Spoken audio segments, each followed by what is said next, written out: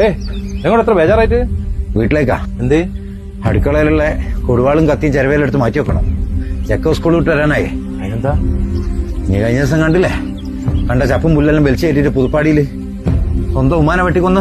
എന്ന് വെച്ചിട്ട് എല്ലാ കുട്ടികളും അങ്ങനെയാ? നിങ്ങളെ കുട്ടി അങ്ങനെയാ?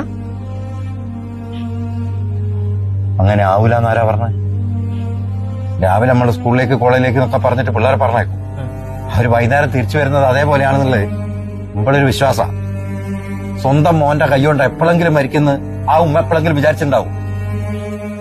സ്കൂളിൽ പോണ കുട്ടി തിരിച്ചു വരുന്നവരെ നമ്മളെ പറ്റിക്കൂല, ചീത്ത കൂട്ടുകെട്ടിൽ പോവില്ല. എല്ലാ രക്ഷിതാക്കളൊരു സ്വപ്നമാണ്. അതൊരു വിശ്വാസം എപ്പോഴും മനുഷ്യനെ രക്ഷിക്കൂല.